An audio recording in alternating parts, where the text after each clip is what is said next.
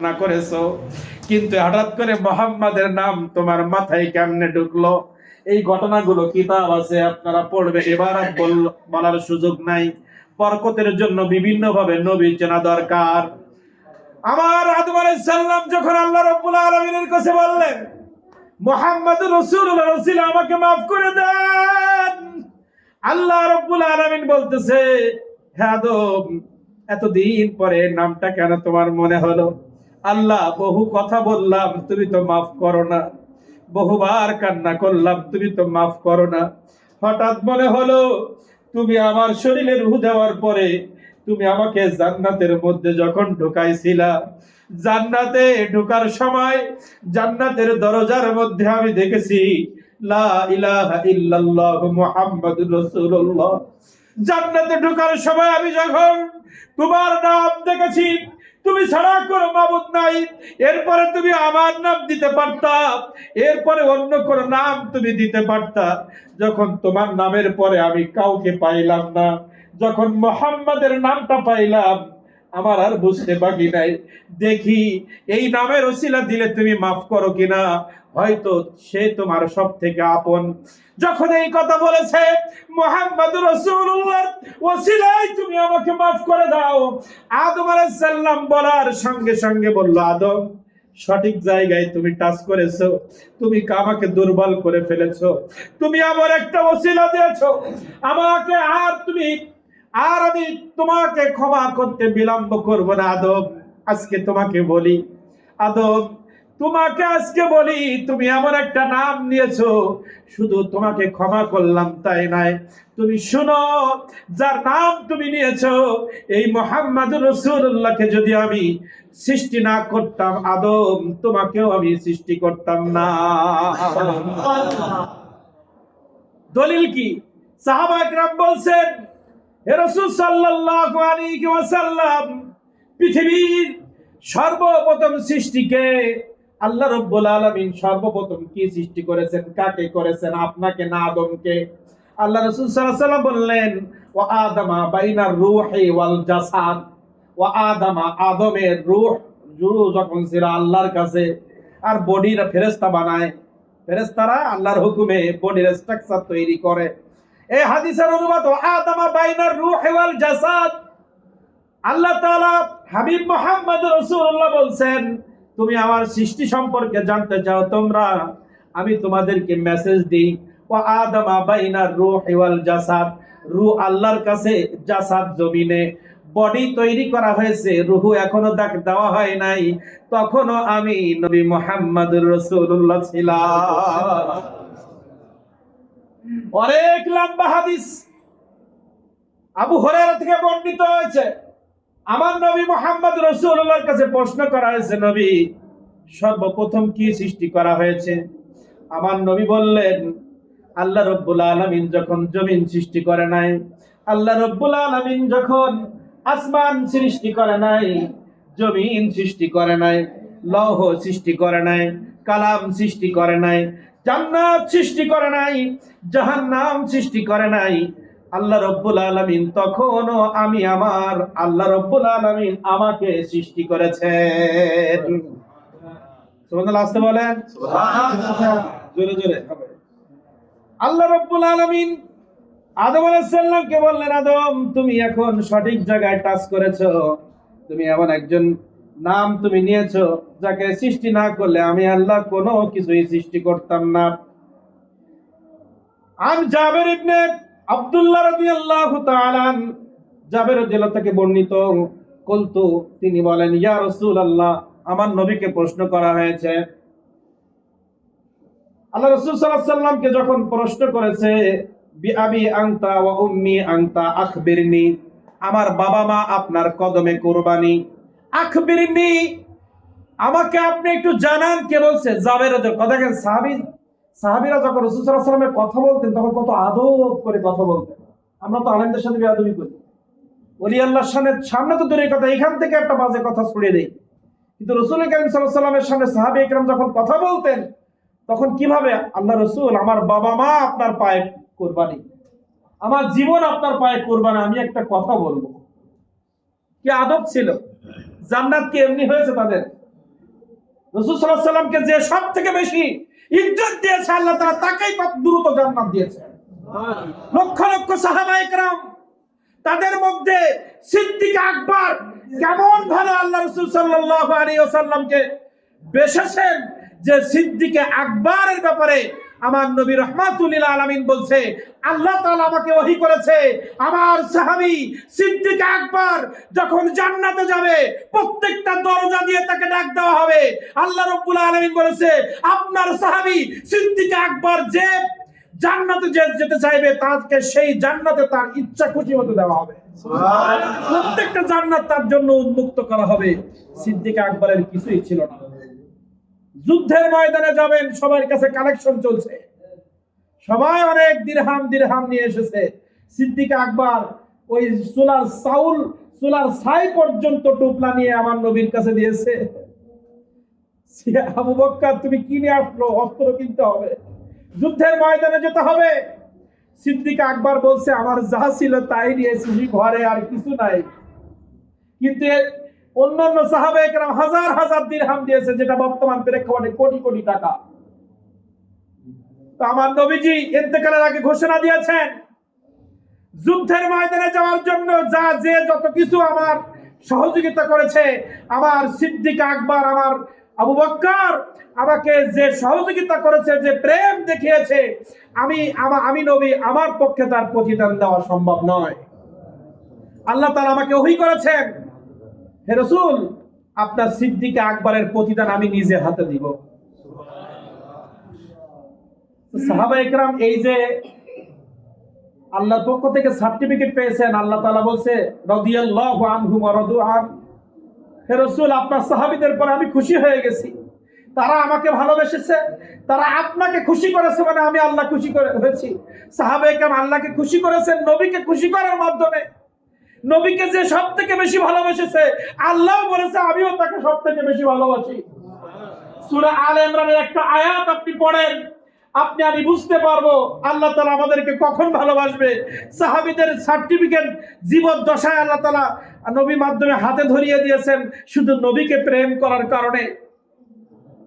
আল্লাহ রাব্বুল আলামিন বলতেছেন নবী ও আমার হাবিব, ও আমার বন্ধু, আপনি পৃথিবীবাসীকে জানিয়ে দিন, আপনি আপনার সাহাবাদেরকে জানিয়ে দিন, কুল হে নবী আপনি বলেন ইন যদি কুনতুম তুহিব্বুনাল্লাহ, হে নবী আপনি বলেন কেউ যদি আমি আল্লাহ আমাকে ভালোবাসতে চায়, আপনার সাহাবায়ে কেরাম আমি আল্লাহ আমাকে যদি ভালোবাসতে চাই, আমি আল্লাহ আমার ভালোবাসা যদি তারা পেতে চায়, ফাত্তাবিউনি আপনার পিছনে পিছনে যদি ঘরে, আপনাকে যদি অনুসরণ করে, আপনাকে যদি মেনে নেয়, আপনার গোলামি যদি তারা করতে পারে, ইউহিব্বুকুমুল্লাহ শুধুমাত্র আপনার গোলামি পারে আমার ভালোবাসা পাওয়ার যোগ্যতা অর্জন করতে।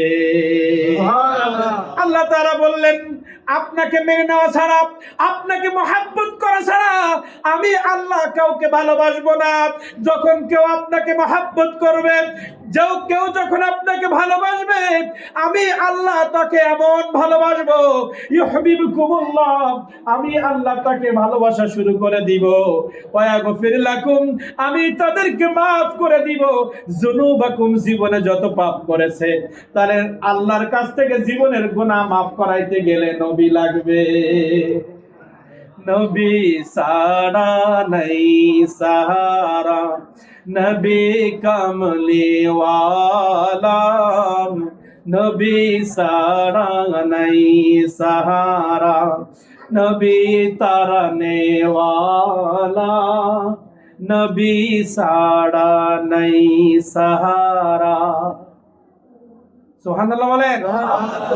আল্লাহ রাব্বুল আলামিন বললেন আমি সিদ্দিক আকবরকে ভালোবেসেছি শুধু আপনাকে ভালোবাসার কারণে, আমি ওমরে ফারুককে ভালোবেসেছি শুধু আপনাকে ভালোবাসার কারণে, আমি আলীকে ভালোবেসেছি শুধু আপনাকে ভালোবাসার কারণে, আমি ওসমানকে সার্টিফিকেট দিয়েছি জান্নাতের আল্লাহ আল্লাহ করার কারণে, আমি তাকে জান্নাতের সার্টিফিকেট দেই নাই, আপনাকে ভালোবাসার কারণে আমি তাকে জান্নাতের সার্টিফিকেট দিয়েছি। বিভিন্ন ভাবে আমার ভালোবাসা বুঝতে হবে। আল্লাহর ভালোবাসা পাওয়ার উপায় কোরআন মাজিদ গবেষণা করে আমাদেরকে বুঝতে হবে। তাহলে আপনি আজানে নবী না হলে আজান হলো না, নামাজে নবীকে সালাম না দিলে নামাজ হলো না। এবং আপনি ভালোবাসবেন, আল্লাহর ভালোবাসা পাইবেন। আপনার আল্লাহর ভালোবাসা পাওয়ার জন্য নবীর গোলামি লাগবে।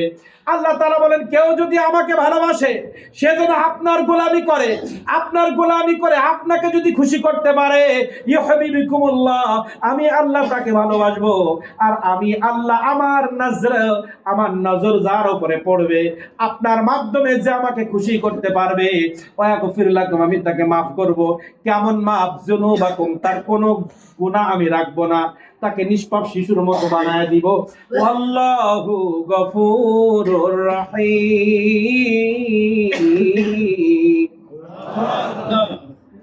এটা আল্লাহর কথা, এটা কোরআন মাজিদ।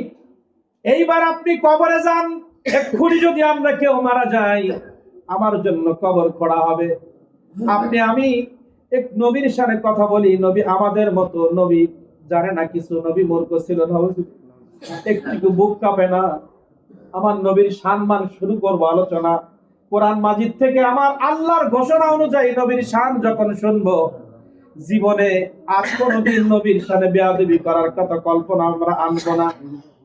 যে নবী ছাড়া কিছুই নাই, যে নবী ছাড়া পৃথিবীর কোনো অস্তিত্ব নাই, যে নবী ছাড়া পৃথিবীর সব থেকে দামি ধর্ম, যেটা আল্লাহ রাব্বুল আলামিন নিজেই নির্ধারণ করেছে, ইন্নাল্লাহা ইনদাল্লাহিল ইসলাম, আমি আল্লাহ আমার পক্ষ থেকে একটাই জীবন বিধান, তার নাম ইসলাম। এটা দিয়েছি নবীর কারণে।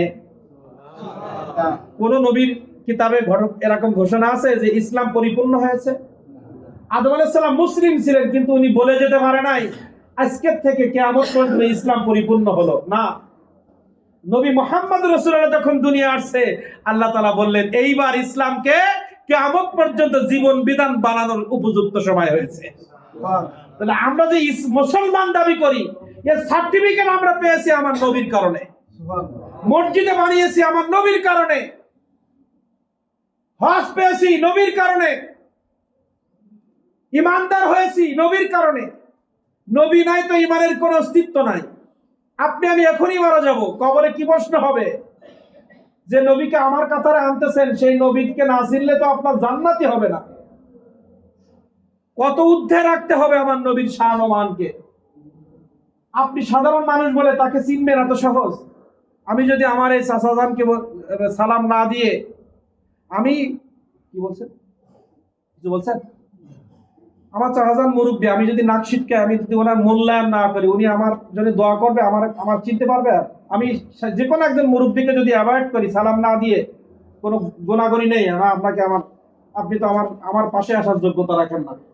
আমি ওনাকেই যদি বলি, আমি আলেম হতে পারি, বক্তা হতে পারি, খতিব হতে পারি, কিন্তু আমি ওনাকে বলবো আপনি আমার পাশে আসার যোগ্যতা রাখেন না, উনি আমাকে ভালোবাসবে?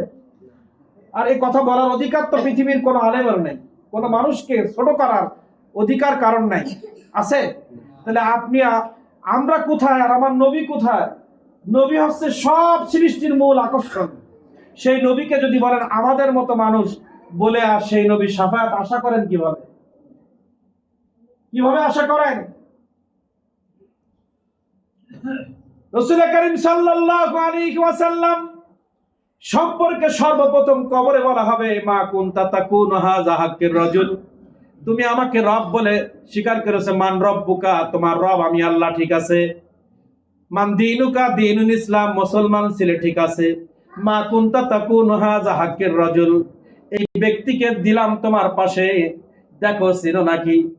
যারা বলি নবীও যা আমিও তাই, নবী আমাদের মতো ছিল, দেখবেন হাইহাত লা আদরি, একে আমি চিনি না।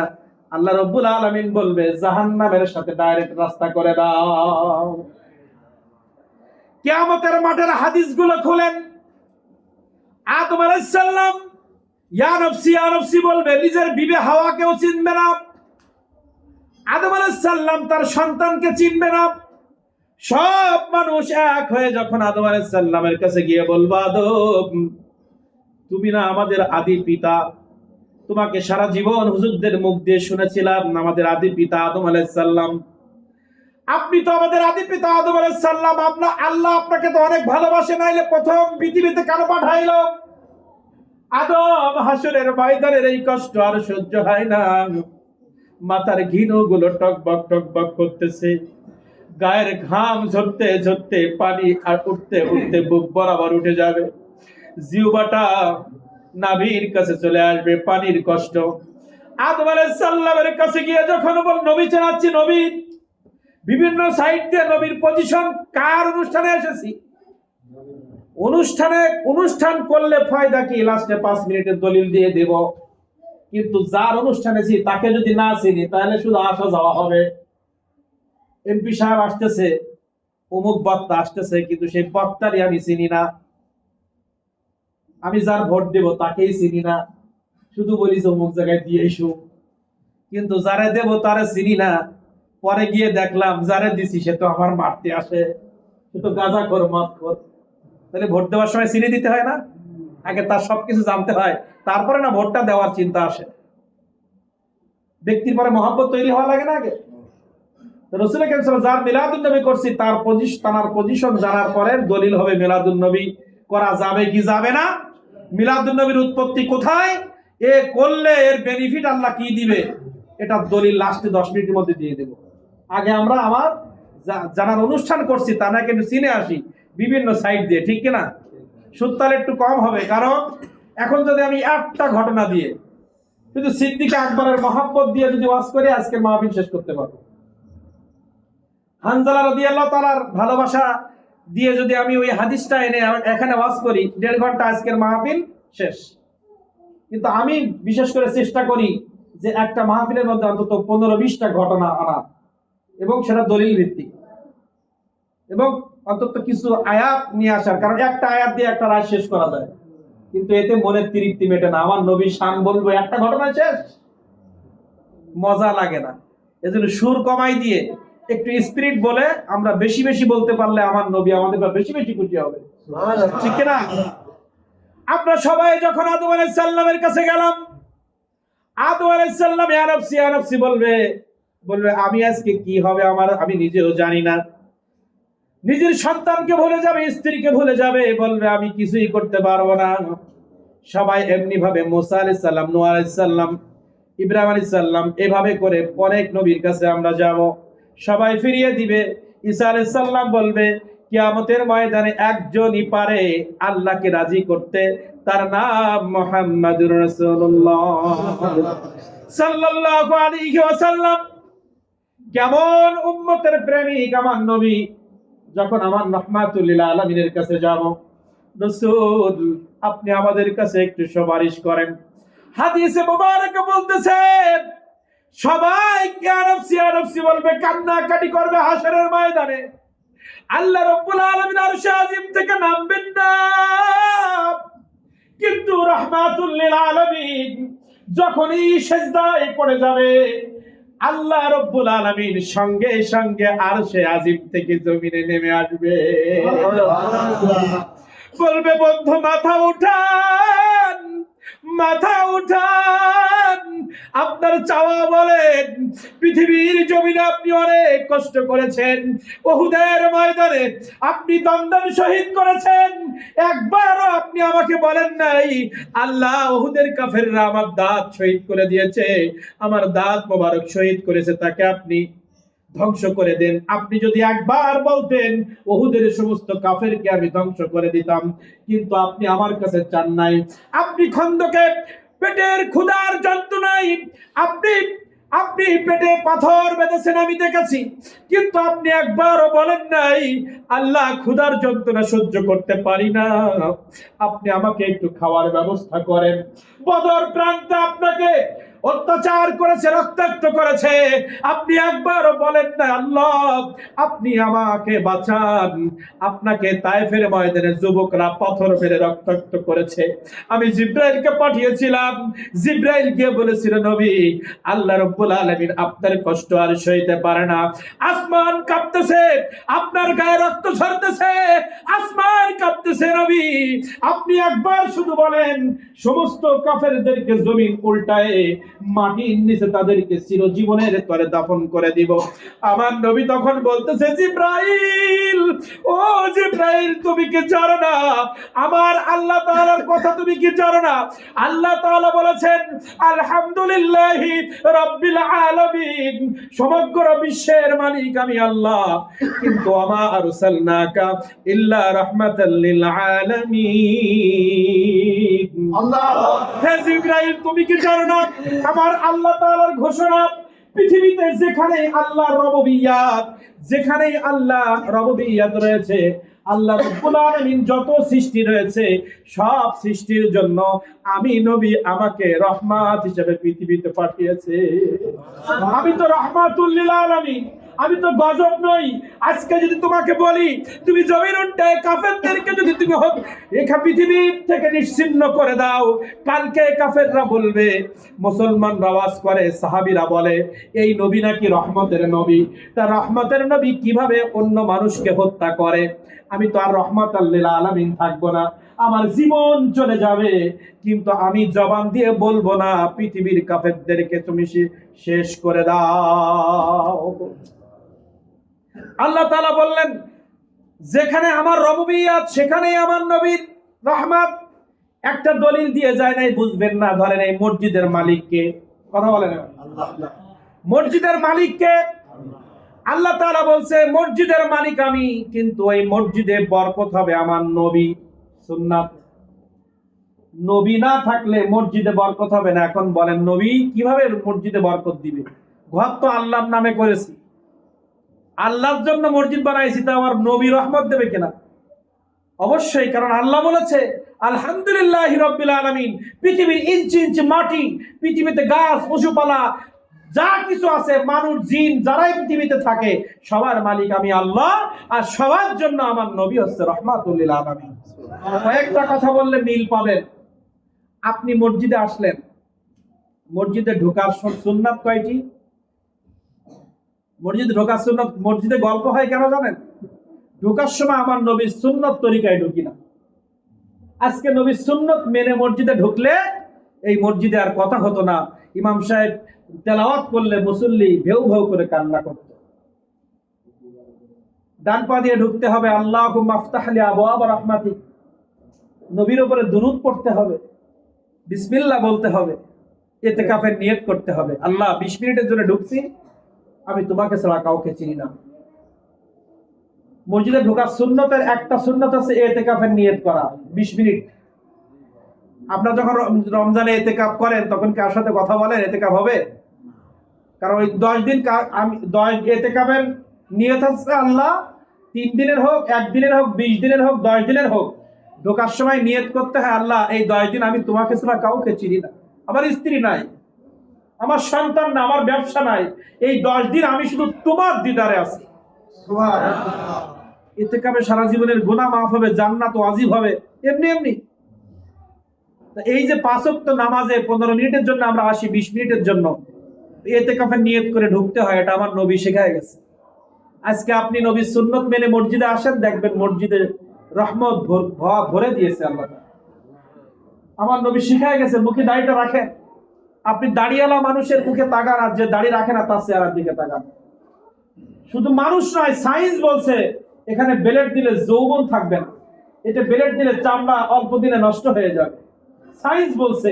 কিন্তু নবী 1500 বছর আগে বলেছে, তুমি মুখে দাড়িটা রেখে দাও, মানুষ তোমাকে স্যালুট দিবে আমার সুন্নত পালন করার কারণে।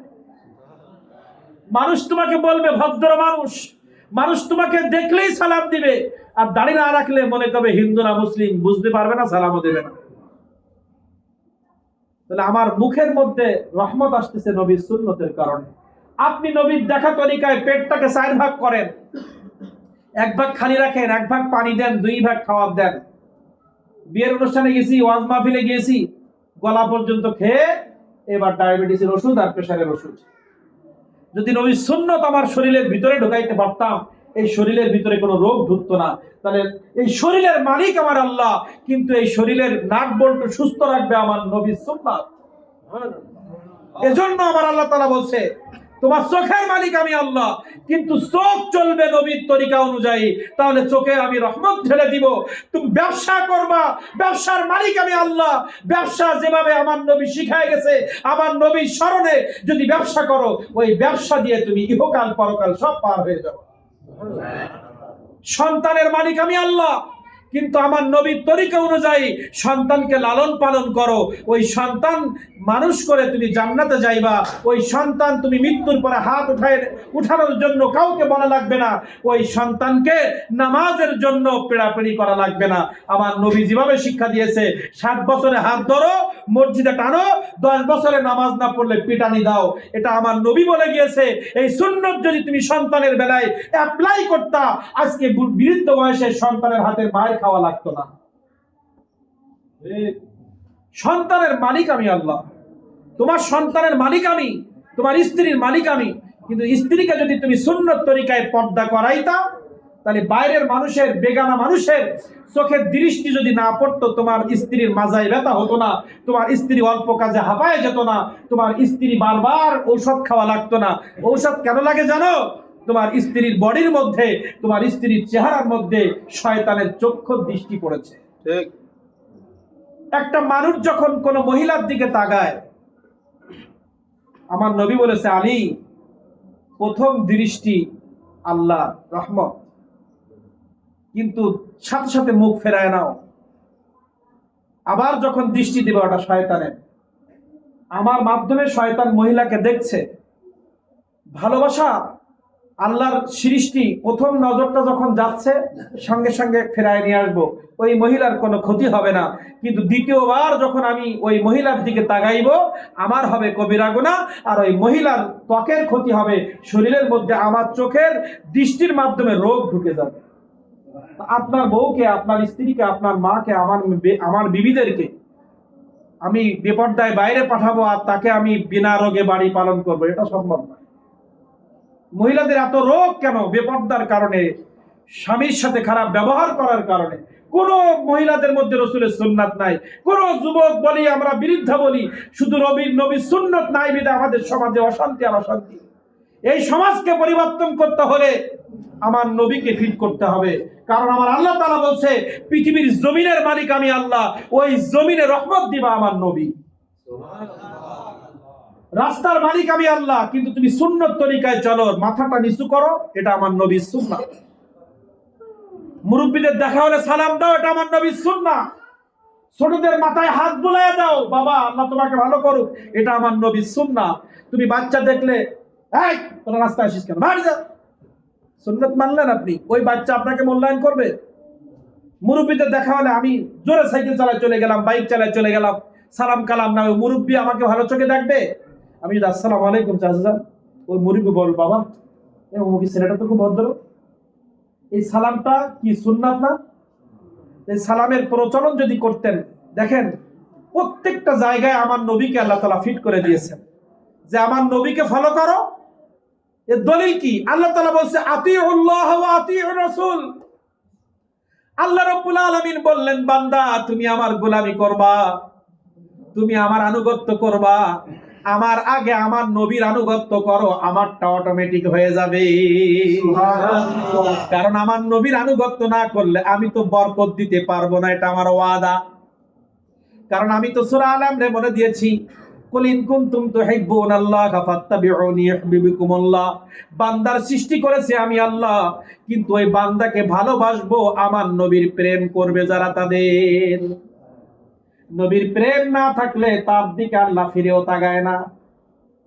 এজন্য তো আপনারা পাগলের মতো মিলাদুন নবীর অনুষ্ঠানের আয়োজন করেছেন, নবীর প্রেমকে জানান দেওয়ার জন্য। সুবহানাল্লাহ। এখানে এসে ভালো লাগতেছে না? নবীর সুন্নত, নবীর প্রেম ছাড়া আপনি নবীকে আমাদের মতো বলে খাটো করে আপনি কখনোই প্রেম দেখাতে পারবেন না। আপনি একটা মানুষকে যখন ফলো করবেন, ফলো করার আগে অবশ্যই তাকে আপনাকে মহব্বত করতে হবে। এখানে ফাত্তাবিউনি বলেছে, অনুসরণ করবেন। এখন অনেক আলেম ওলামা আপনাকে পেছে ফেলাবে যে ফাত্তাবিউনির বাংলা অর্থ অনুসরণ করা, ভালোবাসা তো না। অনেকে বলে, কিন্তু আমি আপনাকে প্রশ্ন করি, আপনি আমাকে অনুসরণ কখন করবেন? যখন আমার প্রতি আপনার মহব্বত তৈরি হবে। কিছু কিছু রূপক অর্থ থাকে কোরআন মাজিদে, যারা তাফসীর ভালো করে পড়ে নাই, শুধু বাংলা অনুবাদ করে পড়ে, তারা কিছুই খুঁজে পায় না। ওইখানে লেখা আছে ফাত্তাবিউনি, আল্লাহ বলছে আমার ভালোবাসা পাওয়ার জন্য আমার নবীর আনুগত্য করা লাগবে, অনুসরণ করা লাগবে। এটা বাংলা অর্থ। তা আপনাকে আমি বলি, আপনি একজনকে অনুসরণ কখন করবেন? যখন তার প্রতি আপনার মহব্বত তৈরি হবে। আমি ইমাম, আমার কথা আপনি শুনবেন কখন? আমাকে যখন মহব্বত করবেন তখন। আপনি আপনার বাবাকে অসুস্থ হওয়ার সাথে সাথে ক্লিনিকে নিয়ে যাবেন কখন? বাবাকে ভালোবাসবেন যখন। আপনার মাকে অসুখ হওয়ার সাথে সাথে ডাক্তারের কাছে নিয়ে যাবেন কখন? আপনার মাকে লাভ করবেন যখন। আপনার স্ত্রীকে সঙ্গে সঙ্গে ডাক্তারের কাছে নেবেন কখন? আপনার স্ত্রীকে মহব্বত করবেন যখন। আপনার সন্তানকে আপনি ডাক্তারের কাছে নিয়ে যাবেন কখন? রোগ হওয়ার সঙ্গে সঙ্গে আপনার সন্তানকে আপনি লাভ করবেন যখন। আমি যখন একজনকে ভালো না বাসবো, তখন তার অনুসরণ আমার মধ্যে আসবে না। এজন্য আহলে সুন্নাত ওয়াল জামাতের উলামায়ে কেরাম আমাদেরকে নবী প্রেমের ওয়াজ আগে করে, যে নবীকে প্রেম করো, তাহলে নবীর ইত্তেবা করা সহজ হবে। নবীকে আমাদের মতো বলবা, নবীর সুন্নত তোমার দ্বারা আল্লাহ করাবে না। নবী দুশ্মন বানিয়ে দেবে পৃথিবীর মাঝে মানুষের কাছে তোমাকে। তুমি আগে নবীকে অনেক ভালোবাসতে, ওই যে তোমার জবানে বলেছো নবীও যা আমিও তাই, তোমার দ্বারা এমন কিছু কাজ করাবে, মৃত্যুর সময় মানুষ তোমাকে নিয়ে বলবে একটা বাজে লোক ছিল। ওই কাজ পর্যন্ত আল্লাহ পৌঁছাই দিবে। কারণ আল্লাহ রাব্বুল আলামিন বলছে, যে আমার নবীর সাথে দুশ্মনী করে, যে আমার নবীর সাথে বেয়াদবি করে, আমি আল্লাহ তার সাথে যুদ্ধ ঘোষণা করে দিলাম। পৃথিবীর জমিনে তাকে আমি লাঞ্ছিত করব, বঞ্চিত করব, অপমানিত করব, বেঈমান বানিয়ে তাকে আমি কবরে নেব, আমার নবীর সাথে যে দুশ্মনী করবে। এটা কার কথা? আল্লাহ তাআলার কথা। তাহলে আমার নবী যখন বলবে, সেজদায় পড়ে যাবে, আল্লাহ রাব্বুল আলামিন, এখানে ছিলাম কিন্তু আমি ওইখানে যাব। আবার একটা কথা বলেছি, আল্লাহর রহমত সব থেকে দামি হচ্ছে আমার নবী, ওটা আমার মাথায় আছে, ওদিকেও যাওয়া লাগবে। আবার আল্লাহ আমার নবীকে কেমন ভালোবাসে ওটাও বোঝানো লাগবে। কিন্তু আমি কথা বলতে বলতে আপনারা যখন বলুন হুজুর শেষ করেন, আখির দাওয়ানা হয়ে যাবে, যেটুকু হয় সমস্যা নেই। মাইক ভালো না তো এই জন্য গল্প করতেছি, মাইক সুন্দর হলে টোন এত সময় চলতো, কেন এখন টোন দিলে গলা ভেঙে যাবে। কালকে যদি রাজশাহী কোথায় রাজান, আল্লাহ রাব্বুল আলামিন বললেন,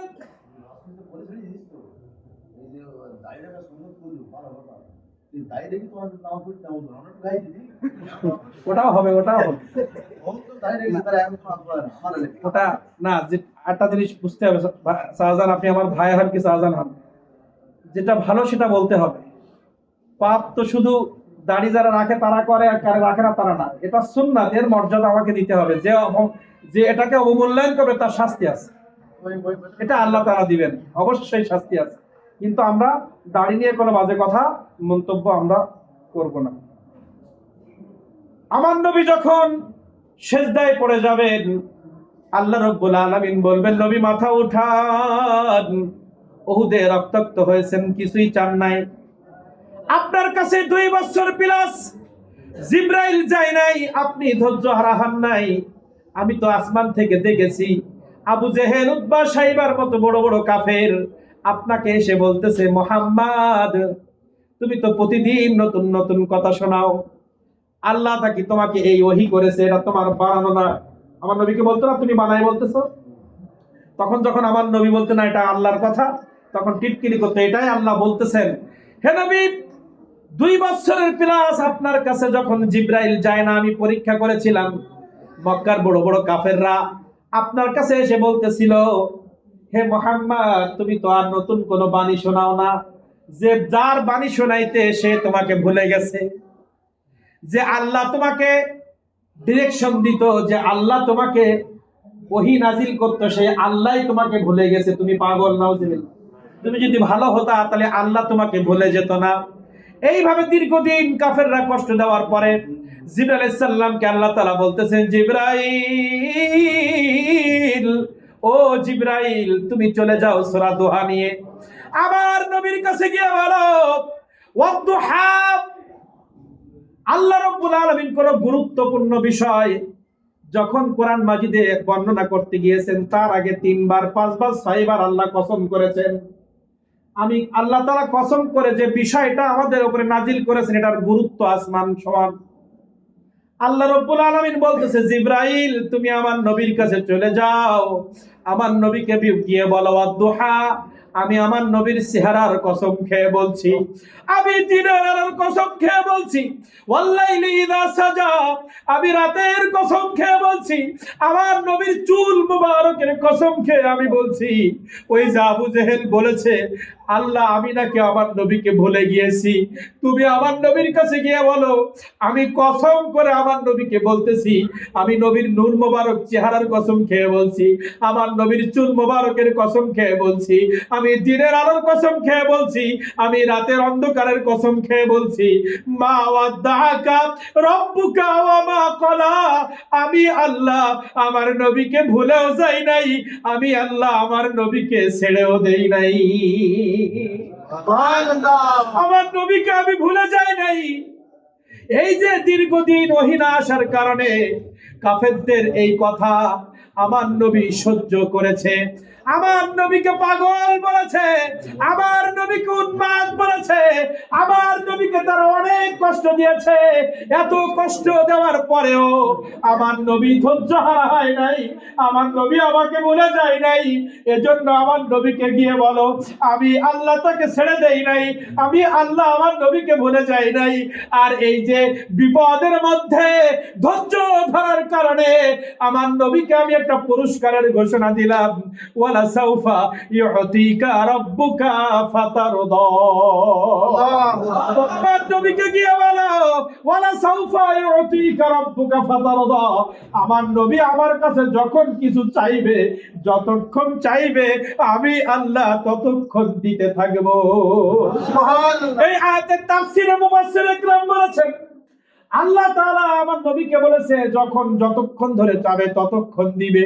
আমার নবী যখন এই ঘটনা জানতে পেরেছে আল্লাহর পক্ষ থেকে আমার নবীকে একটা পুরস্কার দেওয়া হয়েছে, নবী আল্লাহর কাছে যখন যা চাইবে তাই পাবে। আমার নবী দুনিয়ার জিন্দেগিতে কিছুই চায় নাই, উহুদে চাইলো না, বদরে চাইলো না, তায়েফের ময়দানে চাইলো না, ক্ষুধার যন্ত্রণায় পেটে পাথর বাঁধলো তারপরেও চাইলো না। কেন জানেননি? আমার নবীর একটাই আশা, আমার উম্মতদেরকে বাঁচানোর জন্য কিয়ামতের ময়দানে অনেকবার আল্লাহর কাছে চাওয়া লাগবে। আমি যদি দুনিয়ার জিন্দেগিতে চাই তখন আমি কেমনে চাইবো? আল্লাহ রাব্বুল আলামিনের যত নবী পৃথিবীতে আসছে সব নবী আল্লাহর কাছে কিছু না কিছু চেয়েছে দুনিয়ার জমিনে, উম্মতের জন্য হোক, নিজের জন্য হোক, আর যে কারণে হোক কিছু না কিছু আল্লাহর কাছে চেয়েছে। আমার নবী কোনোদিন চাই নাই, কারণ আমার নবী জানতেন কিয়ামতের ময়দানে আমার উম্মতদের বাঁচানোর জন্য আল্লাহর কাছে বারবার আমাকে চাওয়া লাগবে। এজন্য ওইখানে কিয়ামতের মাঠে আল্লাহর সাথে আমার নবী কথা বলবে, আল্লাহ তোমার কাছে তো আমি দুনিয়ায় কিছুই চাই নাই, আমি তো অনেক কষ্ট পেয়েছি, কিছুই চাই নাই, আজকে আমার একটাই চাওয়া, আমার গুনাহগার উম্মতদের নাজাত। রহমতে আলম নূরে মুজাসসাম, সাহাবীরা আতর বানায় ওই নবীজির গাম, সাহাবীরা আতর বানায় ওই নবীজির গাম। তোমরা শুনো জানো মানো কেমন আমার নবীজি, যাহার পাগল চন্দ্র সূর্য তারকারাজি, যাহার পাগল চন্দ্র সূর্য তারকারাজি। তোমরা আরো শুনবানি সুন্দর কাহিনী, জান্নাতের রুমে রুমে লেখা নবীর নাম, জান্নাতের রুমে রুমে লেখা নবীর নাম। আমার আল্লাহ বলবে নবী মাথা উঠান, আপনি আমার কাছে চান। আমার নবী মাথা উঠায়, আমার নবী বলবে আল্লাহ আমার উম্মতকে আপনি মাফ করে দেন। প্রথম চাওয়াই আল্লাহ রাব্বুল আলামিন সাহাবীদেরকে বিনা হিসাবে জান্নাত দিয়ে দিবেন। ওলি আল্লাহ হক্কানি আলেম ওলামা যারা সারাটা জীবন আমার নবীর গোলামি করেছে, যাদের নেকির পাল্লা ভারী হয়ে যাবে, তাদেরকে আল্লাহ তাআলা জান্নাত দিয়ে দিবেন।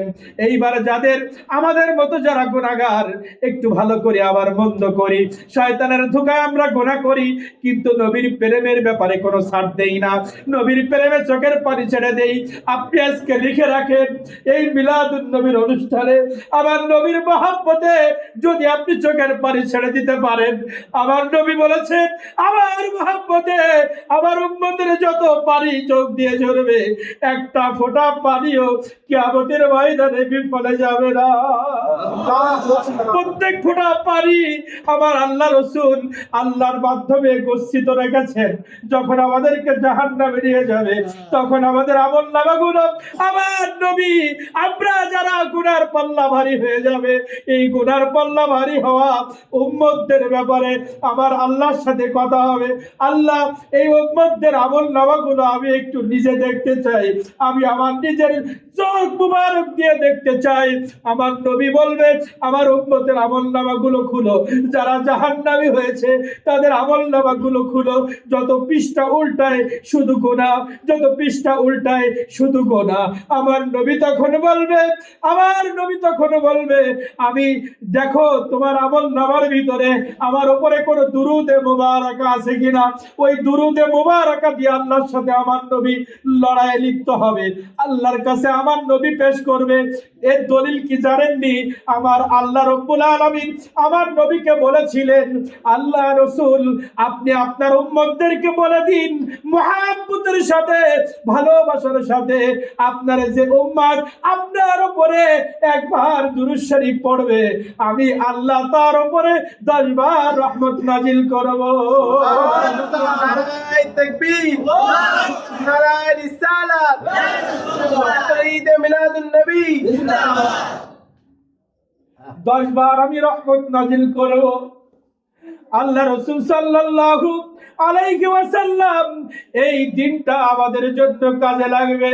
আমার নবীর মহব্বতে চোখের পানি ছেড়ে দেন, কারণ এই অনুষ্ঠানের অনেক দলিল আল্লাহ রাব্বুল আলামিন আমাদেরকে জানিয়েছেন। আল্লাহ রাব্বুল আলামিন আসমানের মধ্যে 2টা বৈঠক করেছিলেন রূহদেরকে নিয়ে। যখন আদমকেও সৃষ্টি করে নাই, কোন মানুষকে আল্লাহ তাআলা পৃথিবীতে পাঠায় নাই, কোন জিন জাতিকে যখন পৃথিবীতে পাঠায় নাই, সমস্ত রূহগুলোকে আল্লাহ রাব্বুল আলামিন এক জায়গায় করে, সেখানে ইহুদিদের রূহ ছিল, খ্রিস্টানদের রূহ ছিল, আল্লাহ রাব্বুল আলামিন মুমিনদের রূহ ছিল, কাফের বেঈমান মুশরিকদের রূহ ছিল, আপনার রূহ ছিল, আমার রূহ ছিল। আমরা সবাই যখন এক জায়গায় ছিলাম, আমার আল্লাহ আমাদেরকে বলেছিল আলাস্তু বিরাব্বিকুম, আমি কি তোমাদের রব না? আমরা সবাই সেদিন বলেছিলাম ক্বালু বালা, আল্লাহ তুমি আমাদের রব। এই কথা আমরা বলে আল্লাহকে স্বীকৃতি দিয়েছিলাম। এখানেও কথা আছে, সর্বপ্রথম যিনি উত্তর দিয়েছিলেন তিনি হচ্ছে মুহাম্মদুর রাসূলুল্লাহ। ওই দিকে গেলে আমার আলোচনা ঘুরে যাবে। এই বৈঠক শেষ হয়ে গেল, আল্লাহ তাআলা আবার রূহদেরকে নিয়ে আবার বৈঠক ডাকলেন। এই বৈঠকের ব্যাপারে সূরা আলে ইমরানে আল্লাহ আয়াত নাজিল করে দিলেন। এই বৈঠকে শুধু নবীদের রূহ ছিল, কোন বান্দার রূহ ছিল না, কোন সাহাবীর রূহ ছিল না, কোন পীরের রূহ ছিল না, কোন ইমামের রূহ ছিল না, কাফের মুশরিকদের রূহ ছিল না। শুধুমাত্র যাদেরকে দুনিয়ায় নবী হিসাবে পাঠাবে, এই রূহগুলোকে এক জায়গায় করে আল্লাহ রূহদেরকে বলেছিলেন, কি বলেছিলেন সেইটা আমার নবীকে আল্লাহ তাআলা শোনাচ্ছেন।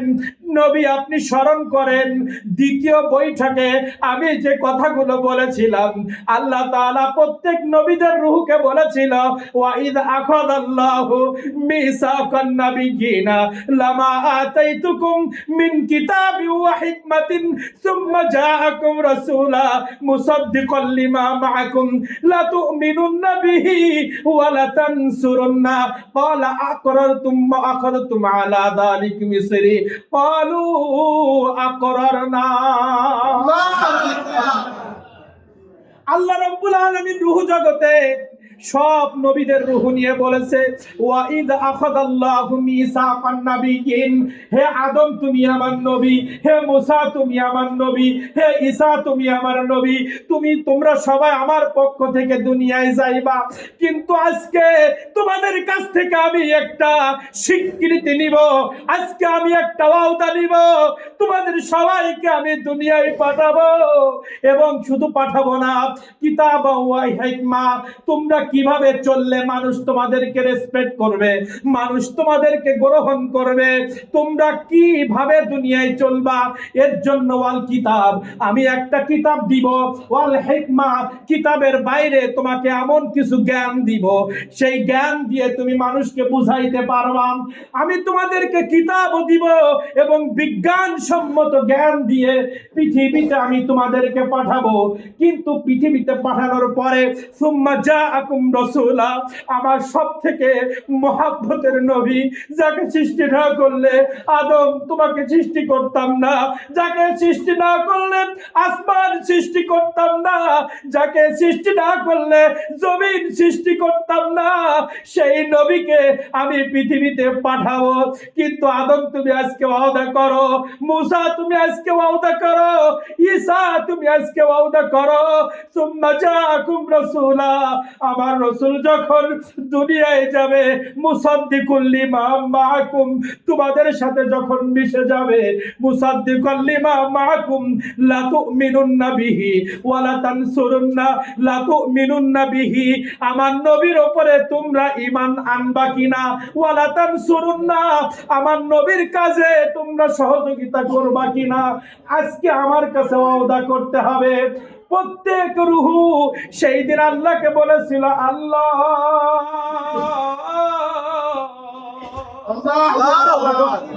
তোমার কাছে ওয়াদা করলাম, আমাদের জীবদ্দশায় আল্লাহ তো পাঠিয়েছেন পরে, তারপরে স্বীকৃতি নিছেন, এর থেকে আমাদের শিক্ষা কি? আমার নবী আসবে, নবীদের নবুয়ত বাতিল হয়ে যাবে, আমার নবী আসার পরে নবুয়তের সমস্ত দরজা বন্ধ হয়ে যাবে। আল্লাহ রাব্বুল আলামিন বলতে চাচ্ছেন, আদম তোমার জীবদ্দশায় নবী মুহাম্মদুর রাসূলুল্লাহ যদি দুনিয়ার বুকে যায়, অবশ্যই তার উপরে তোমাকে ঈমান আনতে হবে, তুমি আর নবী থাকবা না, তুমি হবা তখন উম্মত। এই জন্য এই আয়াতের বাস্তবায়ন দেখানোর জন্য আমার আল্লাহ ঈসা আলাইহিস সালামকে উঠায় রেখেছেন, এখনো আবার পৃথিবীতে আনবেন।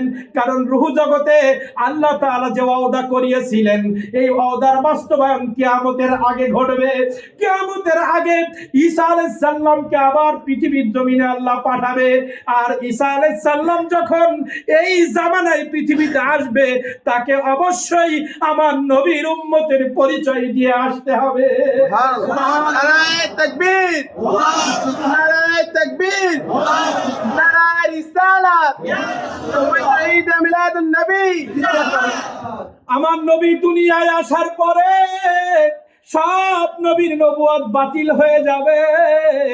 এটা যারা আজকে অস্বীকার করে, তাদের জন্য ঈসাকে আল্লাহ উঠিয়ে রেখেছেন। কিয়ামতের আগে দুনিয়ায় আসার পরে ওই ঈসা আলাইহিস সালাম যখন আসবে, তখন আমরা যখন নবী বলে ছুটে যাব, ঈসা আলাইহিস সালাম বলবে, আমি আগে একবার এসেছি পৃথিবীতে, তখন আমি নবী ছিলাম, কিন্তু আজকে আমি এসেছি নবী মুহাম্মদুর রাসূলুল্লাহর একজন আশিক, একজন উম্মত, একজন ভক্ত, একজন সাধারণ মানুষ হিসেবে আমি পৃথিবীতে এসেছি। তাহলে কোন নবীর সাথে আমার নবীর কোনো তুলনা নাই। কেমনে নবীকে আমাদের কাতারে নিয়ে আসবো? আল্লাহ রাব্বুল আলামিন কোরআন মাজিদের আয়াত বলছে, কোন নবীর সাথে আমার নবীর তুলনা হয় না। মেরাজে যাওয়ার সময় মসজিদে আকসাতে যখন গিয়েছেন, আদম আলাইহিস সালাম হয়তো মনে করেছিল, আমি তো পৃথিবীতে প্রথম এসেছি, সিরিয়ালে আমি মুরব্বী, আমাকে হয়তো সামনে নামাজের ইমামতি দিবে। মুসা আলাইহিস সালাম মনে করেছিল, আল্লাহ আমাকে অনেক ভালোবাসে, লাভ করে, এজন্য এমন একটি লাঠি আমাকে দিয়েছিল, যে লাঠি সাগরে টাচ করলে রাস্তা হয়ে যেত। আমাকে আল্লাহ তাআলা এমন একটি লাঠি দিয়েছিল, যে লাঠিটা ওই জাদুকরের সামনে ধরলে হাজার হাজার জাদুকরের জাদুগুলো ওই লাঠি খেয়ে ফেলতো সাপ হয়ে, তাহলে আজকে আমাকে হয়তো ইমামতি দিবে। সবাই তাই মনে করেছিল। সুলাইমান আলাইহিস সালাম মনে করেছিল আমি তো ইচ্ছা করলে একটা জায়নামাজের পরে বসে বিশ্ব ভ্রমণ করতে পারতাম, বিমানে ওঠা লাগতো না। এইভাবে প্রত্যেক নবী মনে করেছিল আমাকে আল্লাহ ভালোবাসে, আমাকে ইমামতিতে দিবে। কিন্তু জিবরাইল আলাইহিস সালামকে আল্লাহ রাব্বুল আলামিন মসজিদ আকসার মধ্যে পাঠিয়ে বলল, জিবরাইল, ও জিবরাইল, তুমি মসজিদে আকসায় যাও, আমার নবীকে নিয়ে ইমামতির জায়নামাজে দাঁড় করিয়ে দাও। ইয়া রাসূলুল্লাহ, ইয়া হাবিবাল্লাহ, ইয়া রাসূলুল্লাহ, তুমি জীবন, তুমি মরণ, আধার ঘরে তুমি আপন, তুমি মোদের পাড়ের তরি, তুমি নিধানে তারানেওয়ালা। ইয়া রাসূলুল্লাহ, ইয়া হাবিবাল্লাহ, ইয়া রাসূলুল্লাহ, তুমি মোদের আশার আলো, তাই তো তোমায় বাসি ভালো। হৃদয় নামের ফুলদানিতে, হৃদয় নামের ফুলদানিতে গেঁথে রেখেছি ফুলের মালা।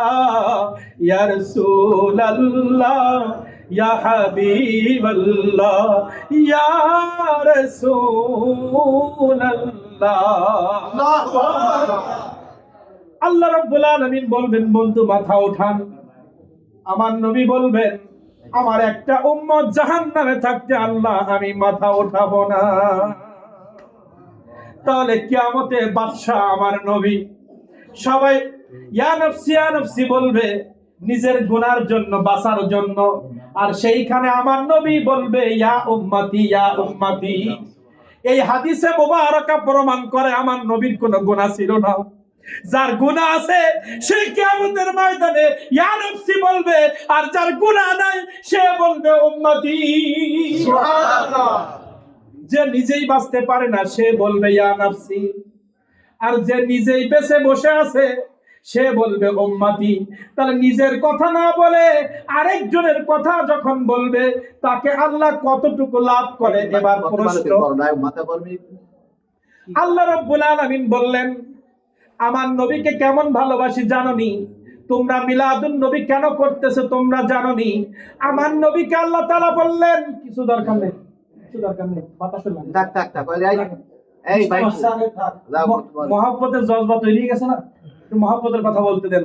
আল্লাহ রাব্বুল আলামিন বলতেছেন, নবী, ও মায়ের নবী, আপনি পৃথিবীর মানুষকে বলেন, কুল, আপনি বলেন, বিফাদলিল্লাহ, আমি আল্লাহ মানুষের জন্য অনেক করুণা করেছি, মানুষকে অনেক অনুগ্রহ করেছি, মানুষকে আমি অনেক নিয়ামত দান করেছি।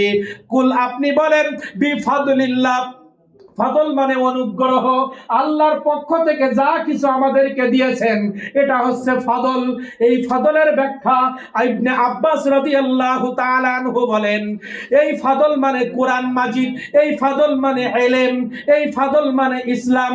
তার মানে আল্লাহ বুঝাইতে চাইলেন আমার পক্ষ থেকে দামি একটা নিয়ামত তুমি পেয়েছো, ইসলাম, তুমি মুসলিম হতে পেরেছো, তুমি আল্লাহর দরবারে শুকরিয়া আদায় করো। তুমি ইলম অর্জন করেছো, কোরআন মাজিদের ইলম অর্জন করতে পেরেছো, তুমি দ্বীনের ইলম শিক্ষা করতে পেরেছো। এই জন্য তো আগের আমলের আমাদের বাপদাদাদেরকে আমরা দেখেছি, আমি নিজেও যখন হেফজ শুধু ধরবো তখন কতগুলো দই বানিয়ে আমার আব্বাজান খাওয়াইছিল। এমনকি আমাদের সময় দেখতাম হেফজ শেষ হলে ছাগল জবাই করে খাওয়াইতো। আমরা ছোটবেলায় দেখছি আলিফ বা পড়তে শিখতে পারলে জিলাপি খাওয়াইতো। আর এখন হাফেজ হলেও খাওয়াই না, এই জন্য হাফেজের ইয়াদও থাকে না। তোমাকে আল্লাহ হাফেজে হওয়ার যোগ্যতা দিয়েছে, তুমি নামাজ পড়ো না। তোমাকে আল্লাহ কোরআন মাজিদের হাফেজ বানিয়েছে, তুমি তেলাওয়াত করো না। তোমাকে আল্লাহ তাআলা কোরআনের হাফেজ বানিয়েছে, তুমি এক ওয়াক্ত নামাজ ঠিক মতো পড়ো না, তেলাওয়াত করো না, তুমি বাজে ছেলেদের সাথে মেশো।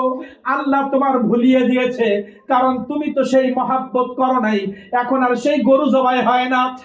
আগে মানুষের টাকা ছিল না, কলিজা ছিল। আগের মানুষের সন্তানেরা আলিফ বা পড়া শিখলে ভিক্ষা করে হলেও, ধার করে হলেও এলাকার মানুষদেরকে মিষ্টি খাওয়াইতো। কিন্তু যিনি মিষ্টি খাওয়াইছে, খোঁজ নিয়ে দেখেন তার ছেলে আজকে এসপি, নাইলে তার পোতা এসপি। কিন্তু এসপি হয়ে কোটি কোটি টাকার মালিক হয়ে 5 কেজি জিলাপি কেনার টাকা হয় না।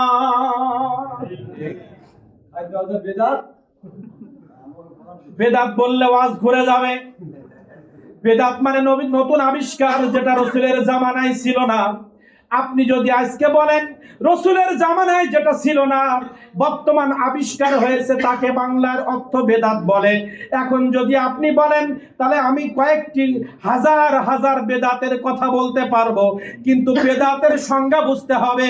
বেদাতের মধ্যে একটা আছে মন্দ, একটা আছে ভালো। যে বেদাতের মাধ্যমে মানুষ আল্লাহর দিকে ধাবিত হয়, ওই বেদাত জায়েজ। আর যে বেদাতের মাধ্যমে মানুষ আল্লাহকে ভুলে যায়, মানুষ গুনার দিকে ধাবিত হয়, ওই বেদাত হারাম। এখন বলেন, আগের আমলে মাইক ছিল না, বেলাল রাদিয়াল্লাহু তাআলা কাবার উপরে দাঁড়িয়ে আযান দিত, ওই আযানের যে ইশক ছিল, আজকে মাইকেও সেই ইশক নাই। এটাও তো বেদাত। কেন দেন? এটার কারণে মানুষ শুনতে পায় আল্লাহর কথাগুলো, এই জন্য এই বেদাত জায়েজ। আমার একজন উঠে বলেন, আমার নবীজির জামানায় মসজিদে টাইলস দিয়ে কোন মসজিদ ছিল? আর কেন আপনি এখন টাইলস দিলেন? এটা তো নবীর জামানায় ছিল না। এটা কেন জায়েজ হয়েছে? এটার মাধ্যমে মানুষ আল্লাহকে সেজদা দেয়, এটার মাধ্যমে মানুষ গুনার কাজ করে না। আপনি মসজিদে কেন এসি ব্যবহার করেন? আমার নবী কোনোদিন এসি ব্যবহার করে নাই। আপনার পকেটে কেন মোবাইল? কেন এখানে মোবাইল ভিডিও হবে? আমার নবীর জামানায় মোবাইল ছিল না। এখন মোবাইলের মাধ্যমে ইসলাম প্রচারের সাথে, মোবাইলের মাধ্যমে আমার সন্তান আমেরিকায়, মোবাইল না হলে তার খোঁজ নিতে পারবো না। মা সন্তানের সম্পর্ক ঠিক রাখার জন্য মোবাইল জায়েজ। ইসলামের বার্তা পৃথিবীবাস মানুষের কাছে পৌঁছায় দেওয়ার জন্য এই বেদাত, এটা হাসানা। বেদাতের মধ্যে দুইটা দিক আছে, বেদাতে সাইয়্যা, বেদাতে হাসানা। বেদাতে হাসানা হচ্ছে যে বেদাতের মাধ্যমে মানুষ আল্লাহকে স্মরণ করে, আর বেদাতে সাইয়্যা মানে যে কাজের মাধ্যমে মানুষ শয়তানকে স্মরণ করে।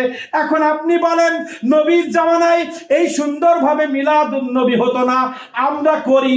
এখন বলেন, এই মিলাদুন নবীতে আমরা গান গাই, এই মিলাদুন নবীতে আমরা আনন্দ করি, না এই মিলাদুন নবীতে আমরা মানুষকে খাওয়াই, যেটা সবথেকে দামি সুন্নাত? আল্লাহ রাসূল সাল্লাল্লাহু আলাইহি ওয়াসাল্লাম বলেছেন, সবথেকে দামি আমল মানুষকে দেখা হলে সালাম দাও, আর সবথেকে দামি আমল হচ্ছে মানুষকে আপ্যায়ন করো। আপনারা সবাই মিলে টাকা উঠায় এই যে খাওয়ার ব্যবস্থা করেছেন, হাদিস অনুযায়ী এটা দামি আমল। আমরা সবাই মিলে এখানে চোখের পানি ছেড়ে দিয়ে আমরা আল্লাহকে খুশি করার জন্য রাসূলকে ধরেছি। কারণ আমার আল্লাহ তাআলা বলেছে, কুল আতিউল্লাহ ওয়া আতিউর রাসূল, আমাকে ভালোবাসলে আমার নবীর গোলামি করো। আল্লাহ রাব্বুল আলামিন বললেন, ওয়া রাফা'না লাকা যিকরাক, হে নবী আপনার জিকির, আপনার স্মরণ আমি উচ্চ করেছি, আসমান পর্যন্ত বাড়িয়ে দিয়েছি। এই আয়াতের তাফসিরে মুফাসসির ইকরাম বলছেন, আল্লাহ নিজেই তাফসীর করেছেন, ইদা যুকিরতু যুকিরতা মাই, পৃথিবীর জমিনে যারা আমার নবীর জিকির করে, তারা যেন মনে করে নবীর মাধ্যমে আমার জিকির হয়ে যায়। আল্লাহ তাআলা বললেন, আমার নবীর নাম নিলে আমার নাম অটোমেটিক হয়ে যায়। তাহলে এখানে আমরা নবীর শান গাইতেছি, এখানে আমরা তেলাওয়াত করতেছি। বলেন, এটা খারাপ না ভালো? তাহলে এই বেদাত তো বেশি বেশি করা দরকার। যে বেদাতের মাধ্যমে নবী চেনা যায়, যে বেদাতের মাধ্যমে আল্লাহকে চেনা যায়, যে বেদাতের মাধ্যমে কিছুক্ষণ মানুষকে দ্বীনের কথা শোনানো যায়, এই রকম উত্তম বিদআত পৃথিবীর জমিনে নাই। তারা বেদাত বেদাত বলতে বলতে কিয়ামত এসে যাক, আর আমরা উত্তম বলতে বলতে কিয়ামত আসবে। হাসরের ময়দানে বোঝা যাবে এই বেদাত আলারাই সামনের কাতারে আছে। বেদাত বললে অনেক যুক্তি আছে, আর যদি বলেন আমি মানি না, আপনার নিয়ে কথা নাই, কিন্তু বেদাত বললে আপনি পার হতে পারবেন না। এখন যদি আপনি বলেন নবীর আলোচনা বেদাত, তাহলে বেদাত সর্বপ্রথম আল্লাহ তাআলা করেছেন। এই যে রুহুদেরকে নিয়ে আমার নবীর আগমনের আলোচনা আল্লাহ করেছেন আসমানে, সমস্ত নবীকে বলেছেন সুম্মা জাআকুম রাসূলা, তোমাদের জীবদ্দশা আমার নবী যদি যায় লা তুমিনুন্না বিহি ওয়া লা তানসুরুন্না, আমার নবীর উপরে ঈমান আনবা তো, সাহায্য করবা তো। এটাই তো আমার নবীর জীবনী আলোচনা, এটা তো মিলাদুন নবী বলে। মিলাদ মানে জন্ম, নবী মানে নবী, নবীর জন্মের আলোচনাকে মিলাদুন নবী বলে। তা মিলাদুন নবী তো আল্লাহ ফেরেশত নবীদেরকে নিয়ে করেছে। এইবার আসেন, আমার নবীকে প্রশ্ন করা হয়েছে, রাসূল আপনি সোমবারে কেন রোজা রাখেন? আমার নবী রাহমাতুল লিল আলামিন বলতেছেন, হে আমার সাহাবী, আমি কেন রোজা রাখি জানোনি? এই দিনে আমি আল্লাহ তাআলা আমাকে দুনিয়ার জমিনে প্রেরণ করেছিলেন, দুনিয়ার জমিনে আমি এসেছি, তাই শুকরিয়া তান রোজা রাখি। আমার নবী এই মিলাদুন নবীর দিনকে রোজা রাখার মাধ্যমে পালন করেছেন। এখন প্রশ্ন হতে পারে তাহলে আপনারাও রোজা রাখেন। এবার আসেন সাহাবায়ে কেরাম, আন আবি দারদা রাদিয়াল্লাহু তাআলা আন মাররা মা'আন নবী সাল্লাল্লাহু আলাইহি ওয়াসাল্লাম, আমার নবী আবু দারদা রাদিয়াল্লাহু তাআলা একটা হাদিসে মোবারকা বর্ণনা করেছেন। আমার নবী আমাকে হাত ধরে, আবু দারদা বলছে, আমাকে নিয়ে একদিন ভ্রমণে বেরিয়েছেন। বেরোতে বেরোতে আবি আনসারি, নবী আমার নবীর একজন সাহাবী, তার বাসভবনের পাশ দিয়ে আমার নবীজি যাচ্ছেন, আবু দারদাকে সাথে নিয়ে যাচ্ছেন। দেখে আনসারীর ঘরের মধ্যে কেন যেন গুনগুন গুনগুন আওয়াজ আসতেছে। আমার নবী সাহাবী গৃহে গেলেন, গৃহে দেখে আমার নবী সাহাবী আনসারী তার সন্তানদেরকে নিয়ে, তার স্ত্রীকে নিয়ে, এলাকার কিছু মানুষদেরকে নিয়ে আমার নবীর মিলাদের আলোচনা করতেছে। আমার নবীর মিলাদের আলোচনা করতেছে। এটা আমার নবী যখন দেখলেন, আমার নবী জবান দিয়ে বলে ফেললেন, আন আবি দারদা রাদিয়াল্লাহু তাআলা আন্নাহু মাররা মা'আন নবী সাল্লাল্লাহু আলাইহি ওয়াসাল্লাম ইলা বাইতি আমিরিল আনসারি ওয়া কানা ইউআল্লিমু ওয়া কানি'ু উলাদাতুহু লিআবনাইহি ওয়া আশীরাতিহি ওয়া ইয়াকুলু হাযাল ইয়াওম ফাকালা আলাইহিস সালাতু ওয়াস সালাম ইন্নাল্লাহা ফাতাহা আবওয়াবাস সামাই ওয়াল মালাইকাতু কুল্লুহুম ইস্তাগফিরুনা লাকা ওয়া মান ফাআকা ফি'লাকা নাজাতাক। আমার নবী ওই সাহাবীর গৃহে গেলেন, গৃহে যাওয়ার পরে বলতেছেন, সরি তুমি এমন একটি কাজ করতেছো, তুমি আমার মিলাদের আলোচনা করতেছো, তুমি আমার উপরে দুরূদ পড়তেছো। এইটা দেখার পরে জিবরাইল আমাকে ইশারা করেছে, নবী আপনি আসমানে মাথা উঠান। আমি আসমানে মাথা উঠে দেখি আসমানের সব রহমতের দরজাগুলো তোমার ঘরের জন্য আল্লাহ উন্মুক্ত করে দিয়েছে। আমার নবীর মিলাদের আলোচনা করার কারণে আসমান থেকে আবি আনসারীর ঘরের মধ্যে আল্লাহ ডাইরেক্ট রহমত নাজিল করতেছে। শুধু তাই নয়, ফাস্তাগফিরু লাক, আল্লাহ রাসূল সাল্লাল্লাহু আলাইহি ওয়াসাল্লাম বললেন, একদল ফেরেশতাকে আমি দেখলাম আসমানের মধ্যে, তোমাদের এই যারা এক জায়গায় বসে নবীর মিলাদের আলোচনা করতেছো, তোমাদের সবার জন্য আল্লাহর কাছে মাগফিরাত কামনা করতেছে। নারায়ে তাকবীর। এবং আমি দেখতে পেলাম আল্লাহ রাব্বুল আলামিন তোমাদের নাজাতের ফয়সালা করে দিচ্ছে। এখন বলেন, সাহাবায়ে কেরাম আমার নবীর আলোচনা করতেছে, এই আলোচনা দেখার পরে উনি দেখলেন আসমানের দরজা খুলে গেছে রহমতের। তাহলে আমরা মসজিদে যে আমার নবীর মিলাদের আলোচনা করতেছি, আল্লাহ রহমতের দরজা বন্ধ করে দিয়েছে। তাহলে রাসূল কেন গেল? আর কত দলিল লাগবে? এখান থেকে 1000 বছর 1500 বছর আগে যে সমস্ত মুফাসসিরে ইকরাম তাফসীর লিখেছে তাদের সবাই মিলাদের পক্ষে। এই যে 100-150 বছরের মধ্যে কি মৌলবি তৈরি হয়ে গেল, সাহাবা ইকরামদের সেই ব্যাখ্যা তারা মানতে চায় না।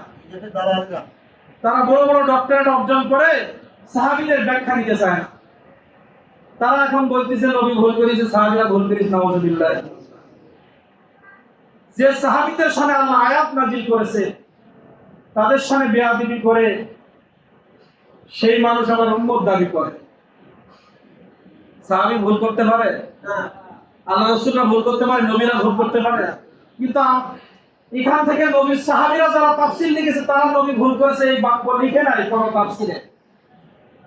ইবনে আব্বাস বলেন, ইবনে কাসির বলেন, কোন মুফাসসিরের সাহস হয় নাই আমার নবীর শানে এরকম বক্তব্য লিখতে।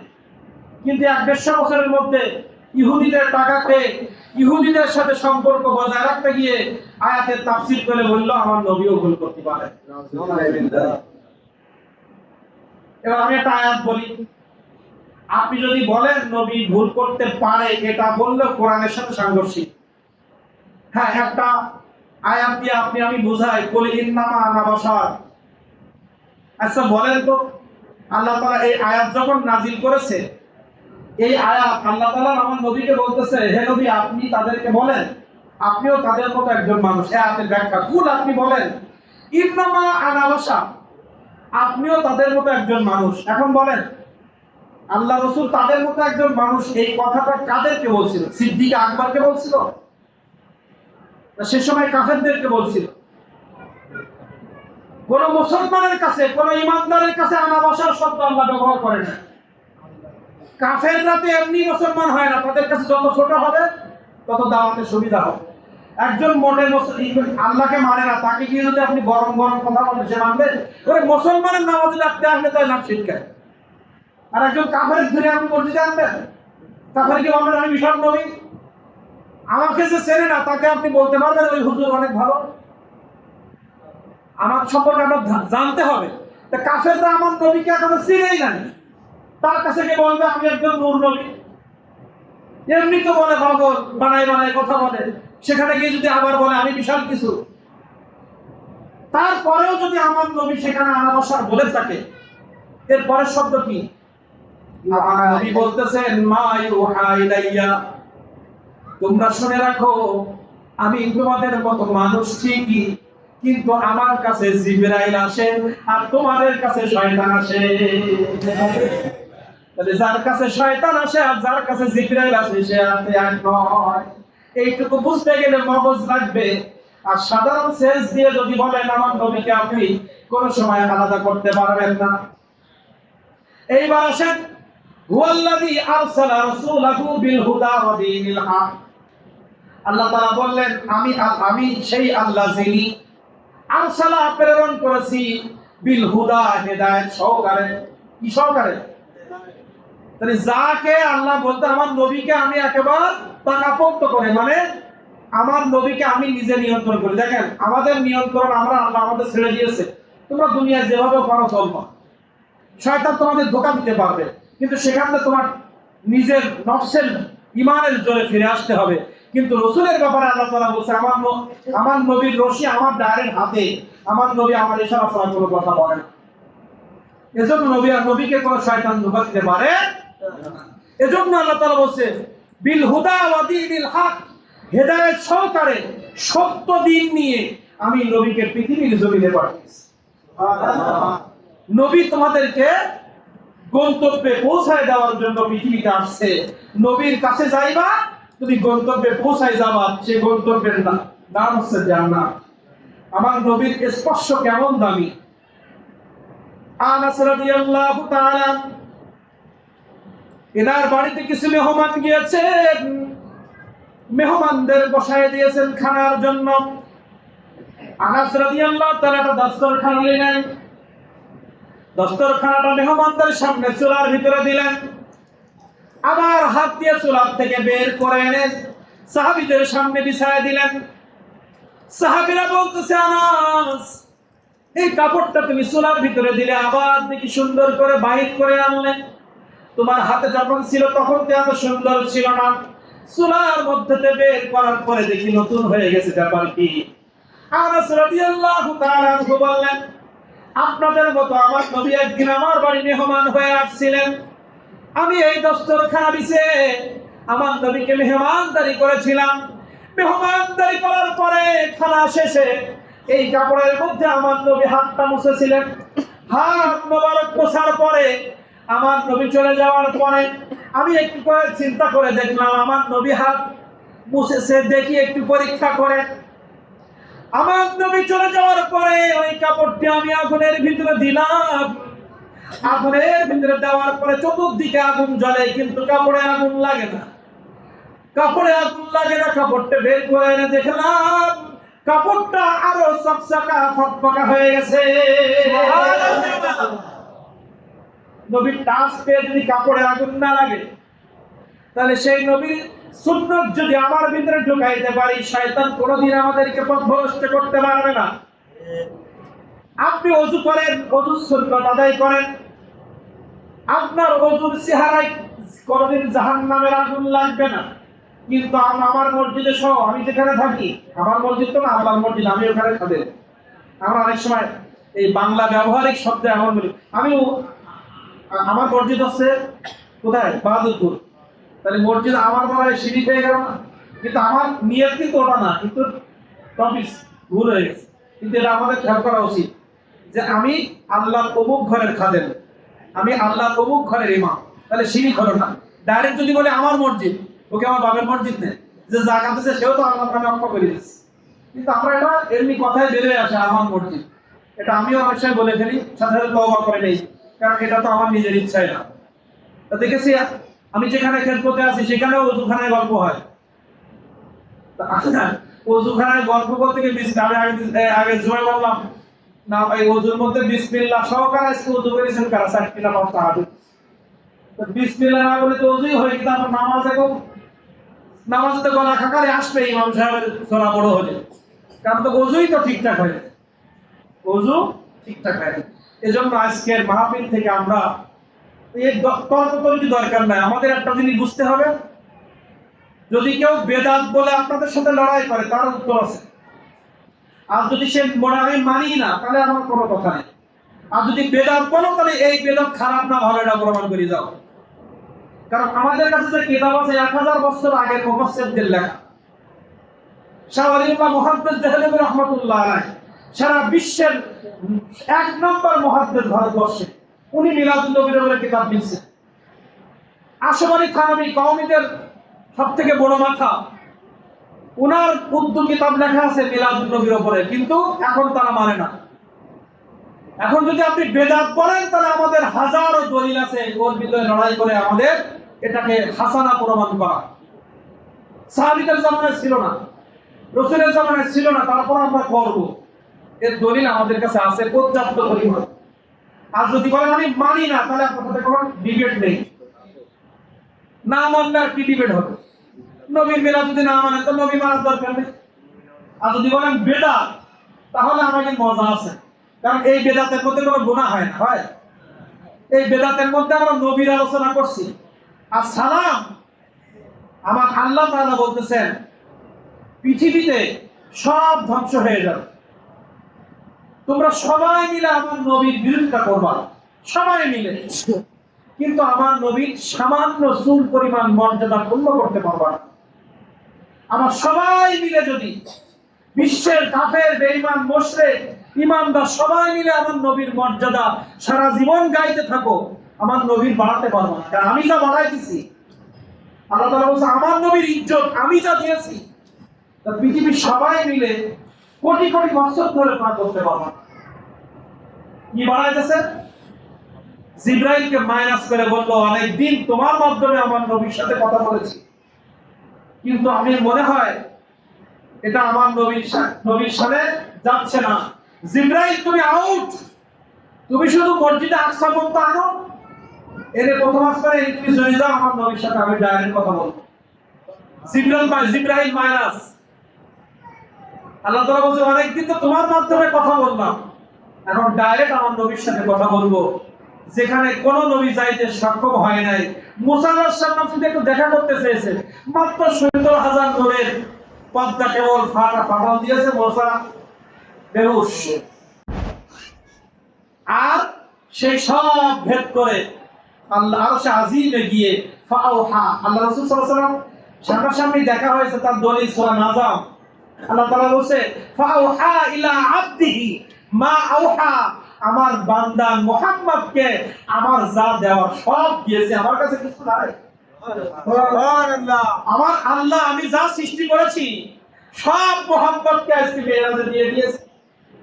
জান্নাত কয়টা, কোন গুনায় কোন পাপ, জাহান্নাম কয়টা, জান্নাত কয়টা, কোন আমলে কোন জান্নাত, কোন আমলে কোন জাহান্নাম, পৃথিবীতে কি আছে। আমি আধা ঘন্টা মেরাজ, অল্প সময়, কিন্তু ঘড়ি স্টপ করে দিয়েছিল, সবাই ঘুমান্ত। ব্যাখ্যায় আসছে এটা কয়েক বছর ছিল, 27 বছর বলা। ওই যে এটা প্রমাণের জন্য সূরা কাহাফে যান, ওই যে যুবকদের আল্লাহ গুহার মধ্যে ঘুমায় রাখলেন, চিন্তা পেয়ে যাকে কত শত বছর হয়ে গেছে, দুনিয়া সব চেঞ্জ হয়ে গেছে। এটা হুজুর আওয়াজ করে না? তাহলে আল্লাহ তাআলা 10 জন যুবককে ঘুমায় রেখে পৃথিবী শত শত বছর হয়ে গেছে, যুবকরা জানে না, উঠে যাকে কিছু চেনে না। আগে কাঁচা রাস্তা, এখন পাকা, আগে বিল্ডিং ছিল না, এখন বিল্ডিং, কাউকে চেনে না। এটা যদি আমরা বিশ্বাস করতে পারি, এটা যদি কোরআন মাজিদে থাকে, তাহলে আমার আল্লাহ তাআলা ওযুর পানি এখনো গড়াচ্ছে, ঠিক আছে, আমাদের দৃষ্টিতে আধা ঘন্টা, কিন্তু আপনি একটু চোখ বন্ধ করে চিন্তা করেন, আমার নবী যখন মেরাজে গিয়েছে, পৃথিবীর সমস্ত ঘড়ির কাঁটা আল্লাহ বন্ধ করে দিয়েছে, রাত হয়ে গেছে না? তা রাতের ওই অংশ আল্লাহ তাআলা সূর্যকে বলেছে আমি যখন অর্ডার করব তখন উঠবি, এখন আমার বন্ধুর সাথে কথা হচ্ছে। পৃথিবীর সমস্ত ঘড়ি আল্লাহ স্টপ করে দিয়ে বছর কি বছর ধরে আমার নবীর সাথে সাক্ষাৎ করে। সুবহানাল্লাহ। এটা বিশ্বাস করানোর জন্য কাহাবের কথা বলে। কাহাবে যদি এই ঘটনা আল্লাহ ঘটাইতে পারে, সে আল্লাহ আমার নবীর সাথে বছর কি বছর মেরাজ করতে পারে না? এজন্য অনেক কিছু গবেষণা করে আমাদের কথা বলা উচিত। আল্লাহ তাআলা আমাদের সবাইকে, অনেক পয়েন্ট ছিল যে কুল বিফাদলিল্লাহ, এই আয়াতের ব্যাখ্যা আজকে গেলে আর 1 ঘন্টা লাগবে, আজকে যাব না, কোনো একদিন এর আলোচনা হবে। বেলাদুল রুশা এখন অনেক আছে, অনেক হবে, অনেক কটা বলছে এখন 11 বেজে গেছে, 12টা 1টা কেন 3টি বন্ধু যদি ওয়াজ করতে পারে, একটা নামাজ করতে পারবো আপনাদের দোয়া। কিন্তু আপনাদের কষ্ট দিব না, আমরা এখনই শেষ করছি। কুল বিফাদলিল্লাহি ওয়া বিরাহমাতিহি ফাবিযালিকা ফালিয়াফরাহু, এই আয়াতে মুফাসসিররা কেমন দুইটা ব্যাখ্যা করেছেন। বিফাদলিল্লাহ এটা আল্লাহর অনুগ্রহ, ওয়া বিরাহমাতিহি এটা আল্লাহর রহমত। তা বিফাদলিল্লাহর ব্যাখ্যায় মুফাসসিররা কেমন বলেছে, ফাদল মানে ইলম, ইসলাম, ইলম ইসলাম, ইলম ইসলাম কোরআন, কোরআনও আল্লাহ দিয়েছেন, ইসলাম আল্লাহ দিয়েছেন, ইলম অর্জন করার ক্ষমতা আল্লাহ দিয়েছেন। তোমরা কোরআন পেয়ে, ইসলাম পেয়ে, ইলম অর্জন করতে হবে, আল্লাহর কাছে শুকরিয়া করো, আনন্দ উল্লাস করো। আজকে আমরা আনন্দ করি, বিসিএস কেডা হবে, কিন্তু আল্লাহ বলছে তুমি কোরআনের হাফেজ হয়েছো, তুমি আনন্দ উল্লাস করো। পরের শব্দে বলছে ফাবিযালিকা ফালিয়াফরাহু, আমার পক্ষ থেকে কোরআন পেয়েছো, ইসলাম পেয়েছো, তোমার মতো এত খুশি, তোমার মতো এত সুখী মানুষ পৃথিবীতে নাই। তুমি আনন্দের জীবন যাপন করো, তুমি সব থেকে দামি আমার কাছে। পৃথিবীতে যে কোরআনের জ্ঞান অর্জন করতে পেরেছো, পৃথিবীতে যে মুসলমান হতে পেরেছো, পৃথিবীতে যে কোরআন মাজিদের ধারক বাহক হতে পেরেছো, তোমার কাছে আমার, তোমার মতো সম্মান আমার কাছে কারণ নাই। কালকে সাতক্ষীরা ওই এটা কি গো আলিপুর বাজার মসজিদে বলতেছিলাম, আপনার এখন এমপি সাহেব একটা গাড়ি নিয়ে 5 কোটি টাকা এখানে মানুষ, গরিব মানুষের দিয়ে নামাজ বাদ দিয়ে চলে যাবে, সবাই যাওয়ার পরে বলবে একটা বেনামাজি, 5 কোটি টাকা দিয়েও সুনাম অর্জন হবে।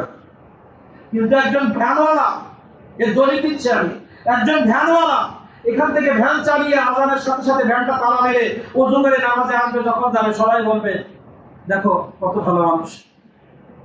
তাহলে আপনি 5 কোটি টাকা দিয়ে ভালো মানুষের সার্টিফিকেট নিতে পারলেন না, আর একজন দিন আনে দিন খায়, তাকে সবাই সার্টিফিকেট দিয়ে দিল। আর আল্লাহ তাআলা বলছে সবাই যাকে দেয় আমিও তাকে দেই, সবাই যাকে ভালোবাসে আমিও তাকে ভালোবাসি। ইন্না আকরামাকুম ইনদাল্লাহি আতকাকুম, সূরা আহজাব, সরি সূরা হুজুরাত আর 26 নম্বর পারা সূরা হুজুরাতে আল্লাহ তাআলা বলতেছেন আমি কারো চেহারা দেখি না, আমি কারোর টাকা দেখি না, আমি কারোর ক্ষমতা দেখি না, আমি কারোর পদ পদবি দেখি না, আমি দেখি আমার তার অন্তরে আমার অবস্থান কোথায়। বান্দার অন্তরে যদি আমি থাকি, পৃথিবীর সব থেকে দামি মানুষ সে আমার কাছে। সে হতে পারে দিন মজুর, কিন্তু যার অন্তরে আমার প্রেম নাই, সে পৃথিবীর শ্রেষ্ঠ বাচ্চা হবে আমার কাছে, তার কোনো মূল্য নাই। আল্লাহ তাআলা বলছে আমার কাছে প্রিয়, আমার কাছে সম্মানের, আমার কাছে জান্নাতি সে যার অন্তরে আমি আল্লাহ থাকি। যার অন্তরে আল্লাহ থাকে, আযানের পরে সে নামাজ বাদ দিয়ে অন্য কাজে যেতে পারে?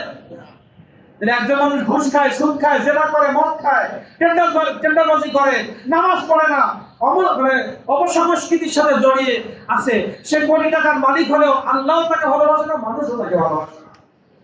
আর যার ভিতরে আল্লাহর ভয় থাকে, সে একজন সাধারণ দিন আনা দিন খাওয়া হলেও আল্লাহর কাছে সে প্রেসিডেন্টের থেকে আরো দামি।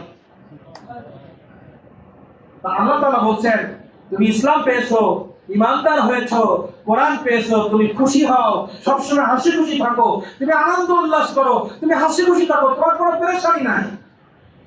আর অবি রহমাতিহি, তুমি আমার পক্ষ থেকে যে রহমত পেয়েছো এটা পেয়েও তুমি খুশি হও।